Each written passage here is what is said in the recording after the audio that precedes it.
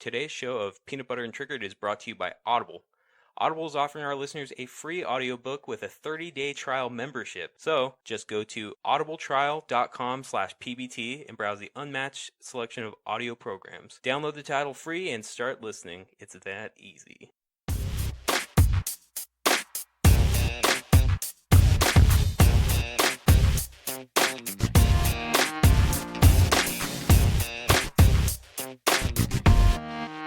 Welcome back for another episode of Peanut Butter and Triggered. I am Jay Eastwood. Scotty Do, how do you do? Not bad. How you do, my friend? Not too shabby. There's been a lot that's been going on the last week, and you sound a lot better. Do you feel a lot better? I'm still a little bit sick. I still have a little. Sorry if I'm clearing my throat or if you guys have to hear that. But I'm definitely better than I was last week. So this should be a better episode, hopefully. I hope that the last episode wasn't so bad. You were sick. I'm sure people understand. I hope so. Hope we haven't lost like 6 of our 30 listeners. Nice. Well, I hope not either. But we have a lot to get into today. So today we'll be covering our playing, doing, watching, our news, and we're going to be talking a little bit about streaming services. So Scotty, why don't you take it away with your playing, doing, watching? Yeah, I actually watched quite a bit this week. Believe it or not, it's not. Normally, I can only watch a show here and there. The show that's probably my number one right now is The Righteous Gemstones on HBO. I'm 2 episodes deep into that. That show had me actually laughing super hard, both my wife and I. In the beginning, Danny McBride is always the classic, and Adam Devine, dude, he gets my sense of humor. Really? So, dude, I think Adam Devine's so funny. Both Danny McBride and Adam Devine play the same character in every show, but both times they're always funny to me. Yeah, I'm just a little I'm not sick of Adam Devine because I actually do like him. It's just I've felt like I've seen it before, and same thing with Danny McBride. But I like every time I see Danny McBride, and I will say that Adam Devine has I think is the 4th episode. He's actually a lot better because he's not just the same guy anymore. He does actually have a little bit of there's a dynamic to the way that his character is developed that it's not the same dude from Workaholics and Game Over Man. Excellent, because I should be caught up on that by our next episode. So good. My wife and I are hard on it, so we're probably going to watch the next 2 episodes in the next few days. You guys have hard-ons about it? Yeah, we're hard on for it. Yeah, nice. What else have you watched? Other shows, Great British Baking Show, the Series 7. They're showing it week by week on Netflix, so we're into that. I want to say it's 2 episodes deep. Yeah. How does that make you feel that it's week by week? I like it. I mean, I don't know. There's something when you're with someone in a couple. It's nice to know. Okay, on Tuesday or whatever, this show comes out, and it's kind of like your show and your time to sit down and enjoy something together. My wife and I don't get days off, so it is something that I do enjoy doing with her. And we watched Hard Knocks, and it's cool to have something else because we just normally have shows we watch just on Netflix. So it is kind of cool. Do you like it like that? No, I wish it was all out at once because Katie and I typically binge everything. And we get Righteous Gemstones being out week by week because that's just how HBO does everything. But Netflix, we were really caught off guard by that because we were totally expecting to watch the next episode, and then we didn't realize that on the title screen it said week by week. So, well, that show, I thought is that show's played on English TV, so I thought that we were getting it at the same time the English people were. Are they done with it, or are they in the middle of it? I have no idea. Because I know that they started filming and producing it not too long ago, which was why I was surprised that we got it so soon. But who the hell knows? Maybe it's the same sort of thing. Yeah, I'm not entirely sure. But either way, it doesn't bother me as much. Yeah, I'm afraid to Google it. Although that guy's shirt is ridiculous, though. Noel Fielding's? Yeah, his shirt that had that rabbit on it. That's a Dinosaur Jr. sweater, Holmes. Really? Yeah. You don't know Dinosaur Jr.? No, I don't. Oh, do yourself a favor, man. They're one of the most interesting bands that you'll ever listen to because the guy, it's led by a guy named Jay Mascis. He was like a really talented drummer, and then everybody found out like with I think it was like the first single called "Feel the Pain," like 1994 or something. He's like a guitar virtuoso. He like can do anything on a guitar. But they've been going at it ever since then. Oh, dude, I love Dinosaur Jr. It's awesome. Noel Fielding's a hilarious person too. Yeah, he's definitely a lot more interesting than in the older seasons. They didn't have him, and I don't find the like hosts to be as good. She's been way better with Noel though. They do play off each other really well. I agree. It's actually kind of like funny. Yeah. But yeah, so Great British Baking Show. Then I watched 2 movies in the last week on my lunch breaks.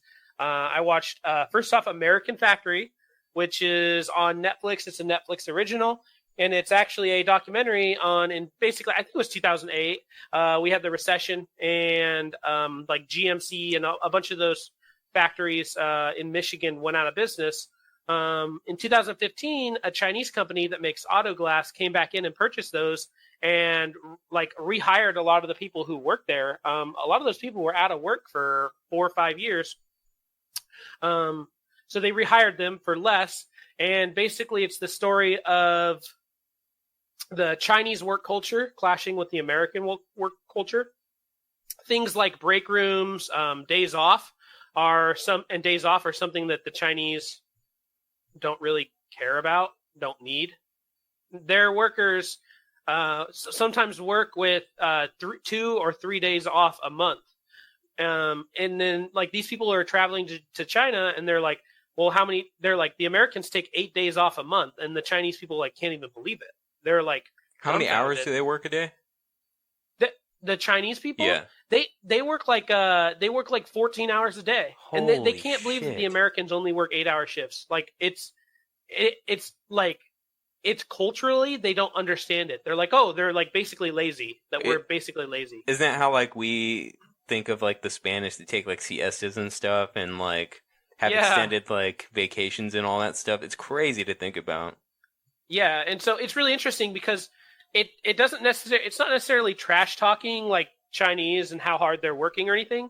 It's more of a look into how they view us. Like there's one part where like one of the American CEOs like goes to China and there's these giant vats of glass. And there's literally these 2 Chinese people like almost sitting in the vats of glass, picking out glass. They have no glasses on and they have crappy gloves on. And the dude's like, there is no way an American would go in there. There's no way like OSHA would allow that to happen. It's so unsafe. But in China, they're just like, whatever. That's so crazy. That's a really good one. I recommend it if you're interested in that kind of stuff. Lastly, I watched Jack of All Trades, which is a show about, well, I originally thought it was going to be a show about playing cards, but it ends up being a show, not playing cards, a show about baseball cards. And it actually becoming a show more about a guy searching for his father. That one was only okay. So that's basically what I am watching. You, sir, what are you watching? I feel like we've been in the same house because I'm also watching Righteous Gemstones. I'm also watching Great British Bake Off, and yeah, I agree with you on Righteous Gemstones. I think everybody should watch that. Which it's funny because it inspired Katie and I to go back and watch Vice Principals. Even though I've already seen the whole thing, Katie hasn't seen a single episode of Vice Principals. We're on like episode 3 or something.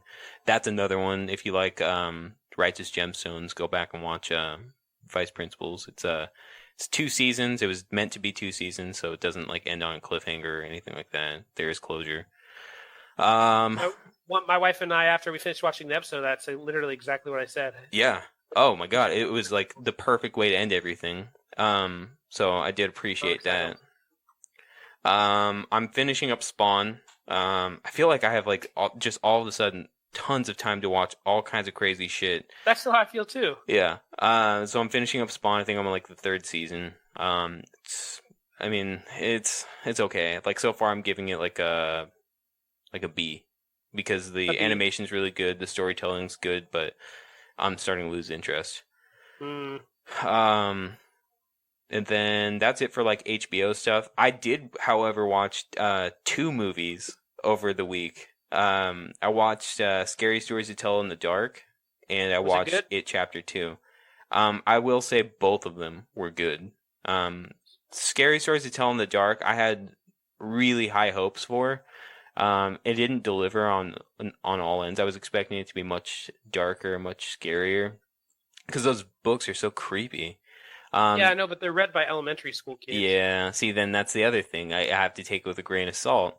Um, the other thing that was really cool is that in the movie they pay homage to what's his name, Alvin Schwartz, the guy that did he created them, right? I can't remember. I always get this wrong, but I think it was Alvin Schwartz that created them, and they have like different like titles like sprinkled throughout the dialogue of the movie. Yep, Um, he wrote the book. Alvin Schwartz, nice. Yeah. Man, my mind's been a steel trap lately. It must be all this media. I gave it a solid. I gave it like a B minus. Because it's still good, still enjoyable. The kid actors in them are not like super annoying or anything, which is definitely something that could, that could happen when you employ teenagers or kids in movies. And then the other thing, some of the dialogue was kind of goofy. Like there was a part that Katie and I thought that was really funny. This guy had to lie about his real name because he was a draft dodger. So it does take place in like the late 60s, early 70s. Mhm. And he said his name was Ramon Morales or something like that. And one of the police officers, he's like, "I found you, Ramon Rodriguez, you draft dodger." And it was just like he'd come in from out of town, and like he just happened to know that that was his real name. So I don't know. I thought it was kind of Just funny. cheesy. Yeah, super Now, cheesy. one thing I just want to say too, Yeah, not to interrupt no, you, it's cool. but I was at not Hastings. I was at Barnes and Noble like last week. I was walking through looking at the different books, and I saw the Scary Stories to Tell in the Dark, and it had the movie poster on the book. Oh shit. And man, the I don't know why you would ever change the artwork on the cover of Scary Stories, Right. because the Scary Stories artwork is like some of the best ever. Oh yeah, I agree. 100%. And they just had that. It's like a picture of that guy basically like Harold. the Scarecrow guy Yeah. like walking. That's like on the cover of the movie or whatever. Yeah. Yeah, it had him instead of one of the infamous like pictures that were on the old books. Yeah. It's so crazy, dude. Like it, like the monsters that are in there too look exactly like they did in the books too. That's Like awesome. there's the old fat lady. The scarecrow looked exactly the same. The spot looked pretty similar, not exactly the same, but it was kind of fun. Um, And so it yeah, too. it too. Yeah, it chapter 2. This one I also had high hopes for. I did give this one an A minus because although it didn't do exactly what I wanted it to do, I wanted to be scared out of my wits because I think that the first It was like kind of leading to or alluding to the fact that it just wanted to be a scary movie and that was it. But then like chapter 2 came out and it wasn't like I'm gonna sit there and be scared to like flip off the lights or something when I get home. It was a good story, decent dialogue. It knew how to make fun of itself. The actors, and then the casting choices for the grown-ups are like dead on. Everybody acted extremely well. And then the other thing that was kind of cool is that there's an unexpected alternate direction that the director and the writer took with the way that chapter 2 ends. And I've Nice. even been reading in the news that even though the movies are done, there's still like an idea to have like a like a Netflix series to tell Pennywise's story essentially. So it That would would be be a cool. series of that, which would be really cool. That's the movie I'm most excited for this summer for sure. Would you say it's as good as the first one? Yes, I would. Only, but it's different. So don't go in expecting to be scared out of your wits, and don't go in expecting to I guess to feel the same after you watch chapter Okay. 2. Because it does feel a bit different. Did they Um, have the adults riding on bicycles in a musical montage like in the original '80s? miniseries? You're gonna have to watch. I'm not gonna give anything away Okay, for our okay, listeners or I can you. dig it. But I will say that when you do watch it, you'll be like, oh, okay, that was a little bit better. I'm excited. That's like the one I want to try to get to go see. I need someone to watch my kids so I can do that. Yeah, definitely do go watch that one. And I'm still really stoked on a few movies that are going to be coming out here pretty soon. I'm really stoked on watching Rambo, Last Blood, and I'm really stoked on watching Terminator, Dark Fate. Hmm. Katie and I just finished Terminator 2. She's never seen that one. And then lastly, I can't wait to watch a Joker because, again, it's been getting rave reviews. How did she like Terminator 2? Dude, she liked it better than Terminator, just as I expected. Well, it's a better movie, so It, that makes sense. unless you ask Neb Notlaw. Yeah, he's crazy, dude. There's like no way. Terminator 1's like a C movie. Terminator 2's like Oh, A I movie. don't think it's a C movie. I think it's like a B plus, and then Terminator 2 is for sci-fi's just like in general, it's an A plus. Yeah, I'd say It Terminator 2 has is it has basically staying power. It has a really good 93, writing. 94. Yeah, dude, it was good. It was like a edge of your seat thrill ride, dude. It was awesome. If you go back and you watch that movie too, just the way that the like the liquid metal robot is, it doesn't look bad to I me. mean, you need to go back and watch it because I watched it and it didn't look great. Okay, I'll have to go back. Maybe it's It just my looked like a memory. Capri Sun commercial. Yeah, yes, I do know that for a fact. But it was good. Like there's excellent chase scenes. It was just nonstop action, and then well, I wouldn't say nonstop action, but like action sequence after action sequence. But in between were like really thought out like pieces of dialogue and well fleshed out story. On Terminator 2, Yeah, I love that uh, movie. I like how we're giving a review of Terminator 2 like 20 years later. Yeah. If you haven't seen it, go out and watch it. Yeah, yeah. Cool. So far, dude, and the other thing too I want to say about Great British Baking Show, Mhm. I've only seen the seasons with Noel Fielding, the goth guy that's in it. I'd give that show like a solid A plus. Like I love that show so much because like I don't even really like know how to bake or have much interest in baking, but seeing the way that everybody goes through this like gauntlet of like baking weeks, Challenges. it's nuts, dude. I never expect to see what I'm going to see, and everybody's so creative. This season specifically, everybody on that show is so likable. There's normally like a person that I don't like, where they're talking about their kids too much, or they go running marathons, or whatever the hell that the case may be. Like everybody is super likable on this season, and you don't want to see anybody go, but there has to be somebody that goes. The I forgot what I was gonna say. Oh, it's all good. But Yeah. to tail end on that, I'm also watching MasterChef season 10. That's another one of those shows that like this season I'm gonna give like a B plus because there's a lot of unlikable people and some of their skills suck. But it's shaping up to be a better season than I thought it was going to be so far. We're on like the last four contestants, and fuck, dude, it's getting super Is it good? competitive, and I'm really enjoying it. Um, the one thing I wanted to say was the thing I like about Great British Baker is how much they help each other. Yeah, they too. You know what? We've noticed that about a lot of like competition, British shows, British competition shows. There was this other TV show called Britain's Best Home Cook. They actually help each other, and what's different about this cooking show for the compared to like MasterChef, they actually like live on like a dormitory, and they have to Huh. like hang out with each other and stuff, and they're really nice to each other.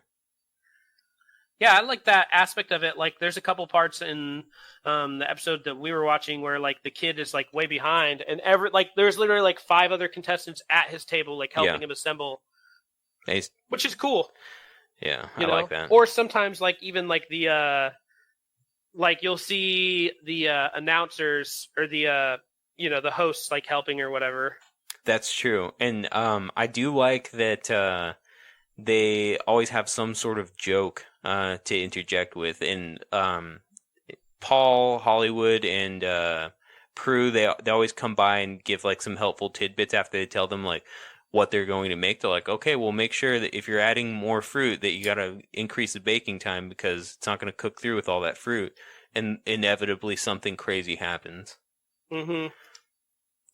Yep, it's true. Yeah. All It's a right. good show. That's basically it for all my playing, doing, watching. Because again, no new games have come out that I want to play, and I'm not doing much except for this podcast and watching TV and movies. Just every week I'm doing a podcast. Oh, actually, you know what? Something that I am doing. My fucking car has these plastic panels on the back seats, and it was so hot this summer inside of my car that the adhesive started to melt away, and the plastic seat backs just started to sag off. I was like, oh my God, I've never seen this happen. So I tried every like tape, every adhesive, every Velcro in the book, and I can't get them to stay. So I'm gonna have to replace both of my seats. Damn, the back seats? Yeah, no, the front seats. Damn. And only because it's an eyesore. Like, they're completely functional and they're super comfortable, but it just is a huge eyesore. Mm-hmm. So that's what I'm doing. I'm on the hunt for some seats. On the hunt. Yeah. Want to talk a little news? Yeah, let's do it. Let's jump into news, man. Excellent news. I'll start with Borderlands 3's reviews are coming out and people are loving the game. That's not surprising. Yeah, people are saying that the guns are just as fun as ever. Optional missions are really good. IGN gave it a 9.0. The reason I bring this up is because this is one of those games that is great to play with a significant other. Yeah. We might have to review that game from that perspective. When it gets a little cheaper, I'm definitely gonna pick that up with the wife and play it. We enjoyed Borderlands, I think 1 and 2. I don't think I've ever played any of the Borderlands games. You know, the thing that's really nice about Borderlands is if your significant other isn't as good at shooters, because it is a shooter, you can usually carry them pretty well. I ended up usually, if I found a really good gun, I would give her the better gun, but I would take the crappier one, just so we were kind of on an equal plane with how much damage we were dealing. Yeah. So, I'll have to play that one for sure. Next little piece from Kotaku. Hey, Civilization 6 has a battle royale mode. What? Civilization? Isn't that the game where you have to like? I might be thinking of a different game, but Civilization, I thought it was the one where you like are starting out with like life. Not starting off with life, but starting off civilization. So you start as like a caveman. Yeah. And then you go through the epochs and slowly grow and So apparently it's a battle royale mode called the Red Death, and it's a multiplayer. Obviously, it's a multiplayer event where you have to. Oh, excuse me. That yawn came out of nowhere. I'm sorry, everybody. You have to. I bet you I just made like everyone listening yawn. It's set in the apocalypse, and you have to get onto a ship that is leaving Earth. So it sounds kind of interesting. That sounds really interesting, actually. The game just doesn't sound interesting. It's good. I mean, if you, it's a great game to play on your tablet. Oh, okay. Yeah, I mean it's $20 though, but you have to think the original release was $60, so Ugh. I bought it when it came out on PC. It is a really in-depth game for a world builder, and it's free. Next up, this might be one that you might have a little bit of insight into, my friend. NBA 2K20 is still full of microtransactions. Yeah, which is interesting because people that played the game said that the gameplay itself has improved. The gameplay looks fluid. It looks like a real basketball player. The game modes are really fun, but they are just hindered and riddled with microtransactions, which is nothing new, and it's not something that's going to stop. Which is interesting, but I mean, whatever. Yeah. I wonder. It's showing, things like haircuts or shorts, that kind of shit. You have to buy like everything. Yeah, but there's a bunch of options for that stuff now, which is actually really interesting because before, I think it was like the same like maybe 15 haircuts from like 2K11 to like 2K14 or 15 or something like that, and then they just started introducing new haircuts, and apparently it's gotten better, even though they charge you like $1 million for like a haircut, and even if you wanted to like get a buzz cut or change the color of your hair, they still charge you for it. It's so funny. You know what they should do? They should just make that game free. Free with the microtransactions. I mean, basically, Yeah, probably in like 3 months, it'll be $2.99. That's like when I always buy it. yeah. I think I bought 2K19 when it was on like a massive sale for the Switch. And yeah, I don't plan on buying any more of them, really. Yeah. I think I skipped a few of them in between.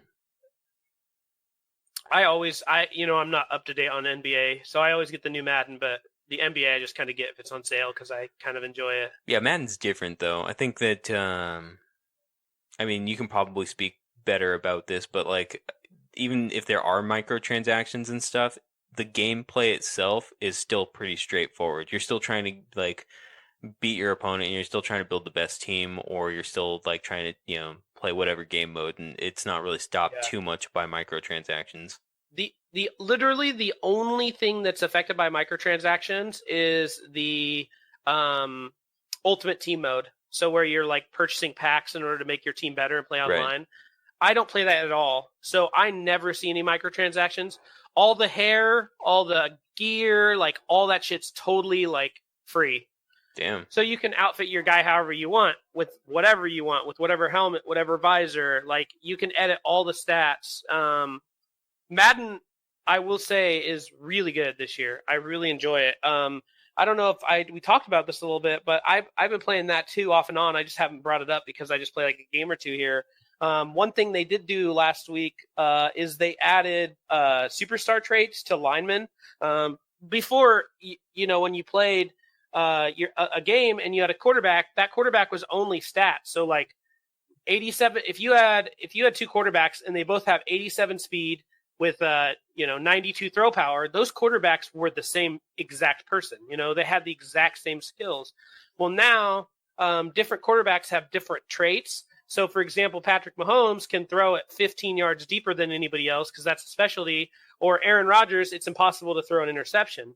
So, it makes them feel much, much better. So the long and the short of it is I do enjoy that game quite a bit, and there are no microtransactions. Do they update the rosters as fast as Antonio Brown is cut? Yeah, they usually. I think they do it once a week. Oh, that sounds That about guy's right a then. fool, dude. That whole thing is so messed up. And apparently, my wife told me when I got home that there's some sexual assault that came out, Oh that my he might have God. sexually assaulted someone. Oh, and is that why the Raiders released him? No, the reason I don't think so. I mean, it's possible. Maybe that was like a I think it was contributing everything factor. else that followed him. Yeah. Dude, there's even like rumors that like the Patriots may have even like given him advice on how to get released by the Raiders. Because it was just so fast. He became available at like 4:00 and then was signed at like 4:01. Yep, and the thing is, though, no matter what, Antonio Brown is the one who fucked himself because he had $30 million guaranteed. That's not even his whole contract at Oakland. His whole contract was worth $15 million at the Patriots for 1 year. But anyway, Whatever. I guess that's neither here nor there. One more piece of news. Well, I have two more pieces of news for you. This one's a short and quick one. GameStop announced today that we'll be closing 180 to 200 stores globally by the end of 2019. Didn't they just announce closures and layoffs like a month ago? Yeah, 150 people were laid off, dude. It's not looking good, man. I think I might have said this. I don't think GameStop makes it to 2021. That's probably a good bet with the way that things are going. Yeah, it's just really falling apart. Damn, dude, that's kind of sad because people work there, It's a job like any other job. I know there's terrible to their employees, but yeah, you're right. The last piece that I wanted, one of the last pieces I want to talk about before we get into our streaming stuff is I have a couple of things too. New Resident Evil game. Yeah. More information's coming out about that for sure. Project Resistance, which did you ever play Resident Evil Outbreak? Yeah. This looks like Resident Evil Outbreak to me. Yeah, but I mean, I think there's going to be hopefully some differences because if it's just like basically a rebranding of it or a renaming of it, then I think you'll get a lot of mad or angry Resident Evil fans.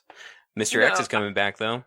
yep, Mr. X is coming back. I agree with you, but if you're just dropped in with 4 people kind of into a level that's kind of always the same and you work your way through it, I don't know if it's going to be like that or if it's going to be a fully fleshed out like campaign you go through or what. I hope it's like similar to like a like a Dying Light. No, not Dying Light. Sorry, Dead by Daylight. Sort of mechanics, but with like a story or campaign that you Mhm. get to like help people out with. Um, like you have like 4 survivors, or you have up to 4 survivors, and then you basically have to advance through the story mode, and then you have like friends like join you on like this co-op journey. I think that would be kind of a fun idea, but we'll see what it really is. I hope it's not like just like random maps where you have to just like stave off like hordes of zombies and then make it through several waves, and then you get like perks or something like that, because that would be super boring. But that's not what Outbreak was like. I know, but Outbreak was I'm playing hoping through a that this campaign. one's not like that. Oh yeah, I'm hoping that's not like that either. And I hope you can customize your survivors with like different perks and equipment. Yeah, and I hope it's built on like the Resident Evil 2 engine, the new one, because that was really dope. I feel like it was really clean. Yeah. The inventory management was like a lot of fun. Yeah, the graphics look really similar. Like Yeah, it looks hyper realistic. yeah, no, totally. Yeah. Um, and I guess the last piece that'll of information I have that'll lead us into our streaming services is some of us are, if you're paying attention, you already knew that Apple was coming with the Apple Arcade. They've started releasing some of the games that are releasing with it, and they've also released the price. First 30 days are free. The service is $4.99 for the family, so everyone in your family gets to play it, which is pretty nice. Some of the games are Ballistic Baseball, which is basically just a kind of an online baseball games. Choo Choo Rocket, which is a classic Sega puzzle game. Exit the Gungeon, which is a really popular Devolver digital game. Or Exit the Gungeon, I mean. So there's Pac-Man games. There are they've announced a new Sonic game and a new Frogger game. So they're coming with heat with over 100 games included, available to play offline and everything with no microtransactions at all. That ain't bad. It reminds me Yeah. a whole lot of the Google Play Pass. It's the Yeah. same idea, just for the Android platform. Is it same idea for Android? Does it have a lot of good games like that? I mean, I bet it does. I mean, if it doesn't, then maybe something similar. But that hasn't been released, or like any details haven't been released, and the two are going to be often compared, I'm sure. Oh, okay, so the Play Pass isn't out yet. It's just No, kind of announced. exactly. Oh, okay, that makes sense. Yeah, and they made an announcement like roughly the same time that like Apple like came out with the idea of it, but now Apple has like a full on like price point, when it's going to be released or when it's going to be available, all that stuff, and titles. Whereas Google Play Pass doesn't really have any of that yet. Yeah, and the games that are on it look really fleshed out and good. Like they Yeah. look like good quality games. They don't look like shitty games. Right. But that brings us to our streaming services. Well, hang and on. I have Oh, a go couple ahead. Yeah, pieces sorry. of news too. And these were just stupid like things that have come up on the internet lately. Did you hear that whole thing about PlayStation officially giving the X button a name? I did, but tell our listeners. It's not what you expect. They call it the cross button. Stupid. A cross is like the religious cross. That's what I think of. Or I think of like a plus sign or something like that. It doesn't look Yeah. like that. It looks like it's rotated about like 33 degrees. So One might say that it looks like an X. yeah, it definitely looks much more similar to an X. My guess is the reason they did this is because of Xbox. No, I guess this is pre-Xbox. Yeah, they said I that don't it's know. always been called a cross button. Huh. Yeah, so I don't care what they call it. I'm calling it the X button. Yeah, me too. You know, originally when they created that, they created those four buttons, and Square was supposed to look like a document. So Square was always a menu. Yeah, In Japan, the X button is actually like the back out button. Like in America, X button is go forward. Like if you're in a menu, you hit X to select something and circle to go back. In Japan, it's actually reversed. So if you play like Final Fantasy VII, it's really weird because you hit circle to select an item and you hit X to deselect an item because X is like no and circle is like yes. that makes Kind of sense. interesting. Yeah, but whatever they call it, I'm calling it the X button. Yeah. Um, Well, you heard it here, everyone. PlayStation's officially changing to X because of Peanut Butter and Trigger's input. that So would be kind of funny if they're like, so sorry to disappoint, so we're gonna start calling it the X button. Thanks to your boys over there at Peanut Butter and Triggered.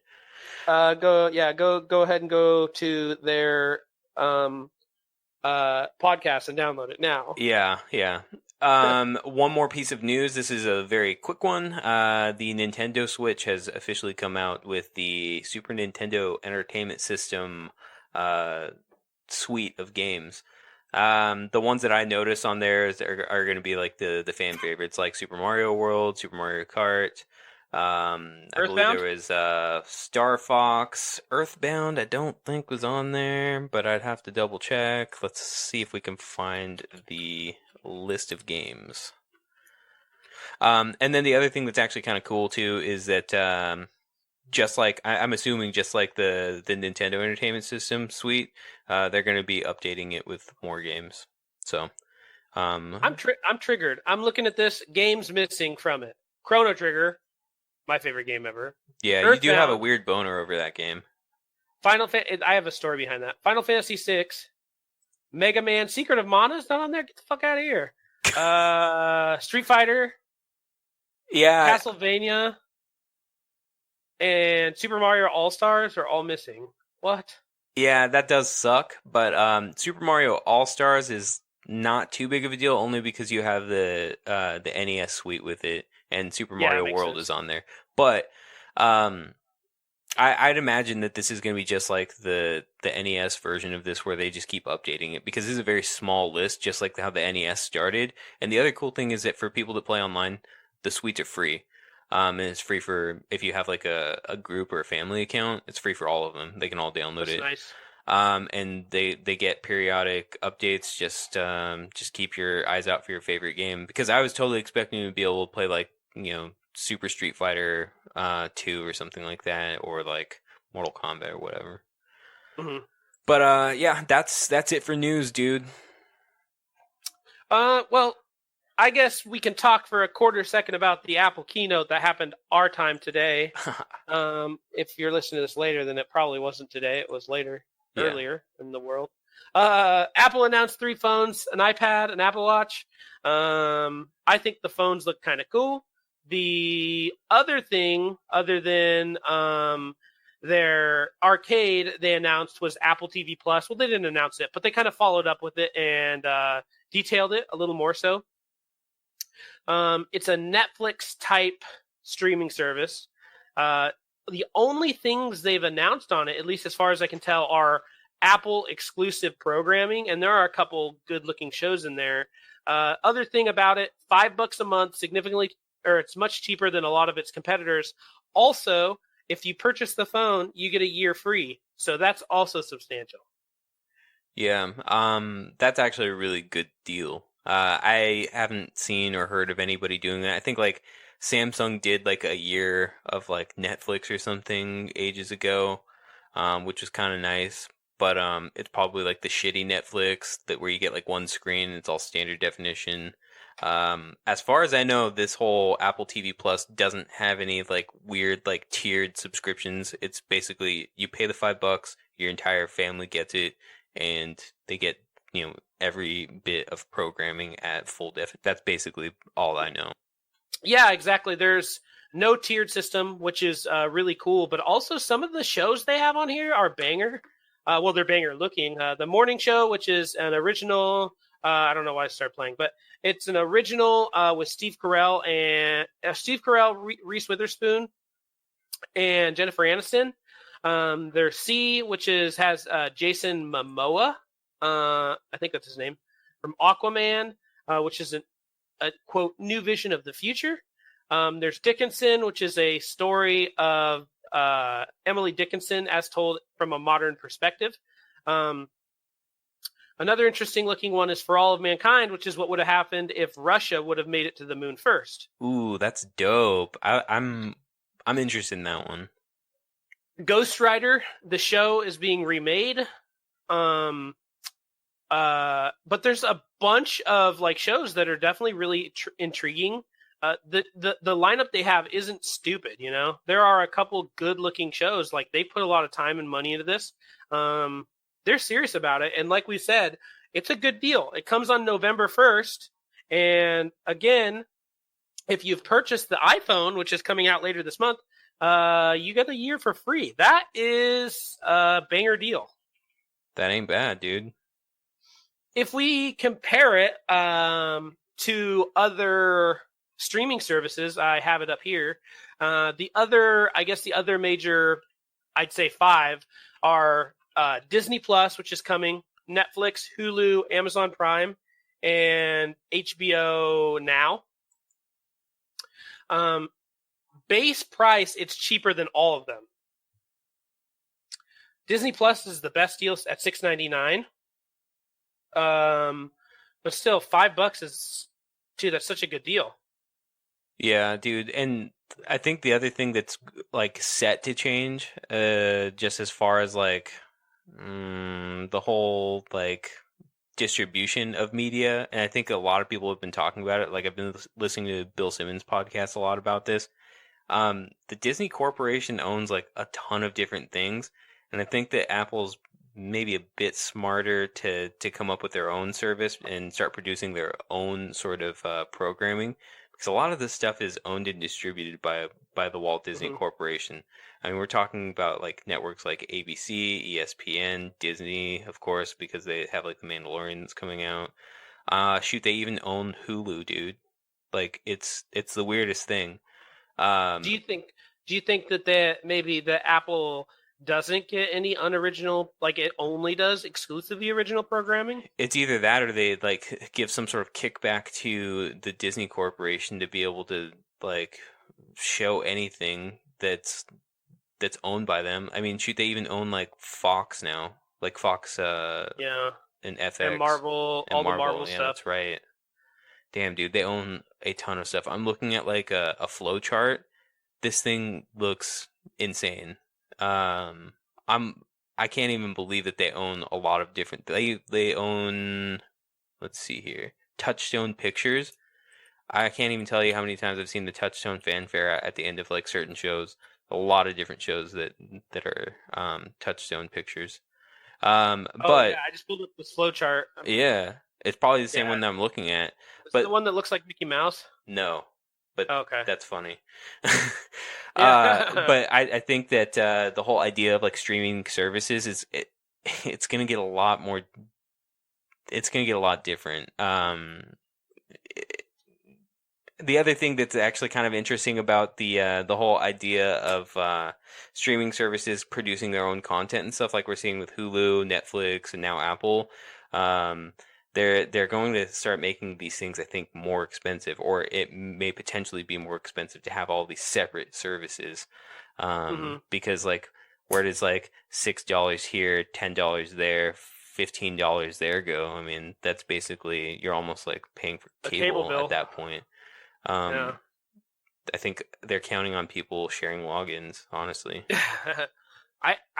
You're probably exactly right. And by the way, just to follow up too, with this flowchart is unreal. Yeah, dude. I can't believe Fox and ABC, they own History Channel, all ESPN, they own GoPro, all of Hulu. Like, that's crazy. this is the funniest thing that's shaped like a giant Mickey. Yeah, you saw it? Yeah. Yeah. The other thing that's actually kind of strange too, like if we're talking about like all the different streaming services and stuff, like the smart thing about Netflix at producing like straight up bangers is that they'll never have to like sell to like Disney or um, I'm trying to think of another, or like HBO. They'll never Mhm. have to do that sort of thing because it's always going to be proprietary. I'm wondering if Apple's just going to do that. You know, Yeah, I mean, like shoot. is Apple's thing that they include this when you purchase a phone, and you get like only a few movies like a month or something like that. Because obviously none of the providers can actually, like, if Netflix only had Netflix originals, the catalog would be much smaller. Yeah, that's a good And point. and they have a lot of originals, but still at the end of the day, like, you only can like so many of their shows. So I wonder what's going to happen. It should be interesting, but for $5 a month, probably worth it. Yeah. Well, and who knows? That whole like Netflix catalog is probably going to shrink soon with Hmm. Disney Plus coming out, and then um, I guess Hulu now. I guess is owned by Yeah. Disney. I didn't even realize that until I saw this flowchart, dude. Well, so Disney Plus for $11 a month, you get the whole ESPN suite, you get Hulu Plus, and you get Disney Plus for like $12 a month. Oh fuck, dude.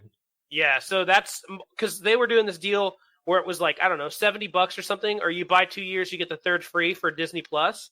My wife's like, "Oh, we should buy it," and I told her, I was like, "Dude, we should just wait because I bet we'll save more money by just doing the Disney Plus, and because we already pay for Hulu." Like, No, I'm upset about something else. oh, Apparently the Disney Corporation owns Lifetime. I bet that's funny. No, I was just kidding, but they really do own Lifetime. Not that I like watch it a lot or anything, but that's just so You don't have to lie; it's strange. okay. I did watch it for that R. Kelly documentary series. That was fucking crazy. Yeah, I still watch that one, and just the fact they own Fox. Yeah, that's wild. Fox and ABC. Yeah, that is crazy. Not to mention all the Disney shit. Yeah, and dude, you know what? Now that I'm thinking about it, it makes sense that like certain like programming just isn't available. Like I can't even tell you how many times I tried to watch like RuPaul's Drag Race on like a certain like provider, but it's owned by Viacom, which owns MTV, VH1, CBS. So obviously they're not going to be like distributing a lot of their programming on these things if they like rely on cable to distribute all that stuff. They probably have some crazy like agreement with cable companies. Yeah. This is so crazy though. How many of these streaming services do you have access to or are actively paying for?